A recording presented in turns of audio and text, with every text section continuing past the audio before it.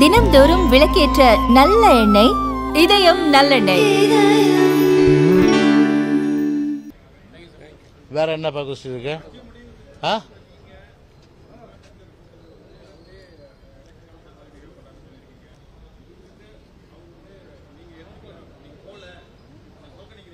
இல்லை அதாவது நான் ஒரு பதில் இருக்கு. அதாவது 2004 வருஷம் இதே மாதிரி சீர்திருத்த இதே மாதிரி எஸ்ஐஆர் தமிழ்நாட்டில் நடைபெற்றது. இப்போ இன்னைக்கு என்ன சொல்றாங்க, மத்திய அரசினுடைய கைப்பாக எலெக்ஷன் கமிஷன் இருக்குன்னு சொல்றாங்க. எலெக்ஷன் கமிஷன் தவறு செய்யக்கூடாதுன்னு சொல்றதுக்கு நமக்கு உரிமை இருக்கு. ஆனா அதுல பொலிட்டிகலைஸ் பண்ணக்கூடாதுன்னு நாங்க சொல்றோம். ஏன்னா 2004 பண்ணும்போது மத்திய அரசுல இதே திராவிட முன்னேற்ற கழகம் அங்கத்துல இருந்துச்சு. 2004ல 2004 இருந்தாங்க. அப்போ மத்திய அமைச்சரா திமுக அங்கம் வகிக்கும் போதுதான் இதே மாதிரி எஸ்ஐஆர் தமிழ்நாட்டில் நடைபெற்றது. அது ஒத்துக்கிட்டாங்க, திராவிட முன்னேற்ற கழகத்தினரே ஒத்துக்கிட்டாங்க. அப்படி இருக்கும்போது பொலிட்டிகலைஸ் பண்ண வேண்டாம்.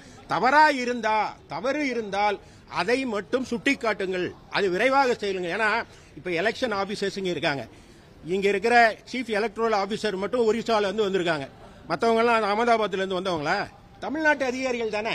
எனவே அவர்கள் தவறு செய்யும் போது அவர்கள் மீது என்ன நடவடிக்கை எடுப்பீர்கள் என்றுதான் நாங்கள் வலியுறுத்தினோம். நிறைய உதாரணங்களை காமிச்சோம். உதாரணமா டி நகர் தொகுதியில் இறந்தவர்களுடைய எண்ணிக்கையை நாங்களே அவங்களுடைய டெத் சர்டிபிகேட்டோட கொடுத்துருக்கோம். இதுவரை யாரையும் நீக்கல. அப்படின்னா அது எப்படி நேர்மையான ஒரு தேர்தல் பட்டியலா இருக்கும், வாக்காளர் பட்டியலா இருக்குங்கிறதெல்லாம் நாங்கள் சுட்டிக்காட்டி இருக்கோம். அதனால இந்த எஸ்ஐஆரை நாங்கள் வரவேற்கிறோம்.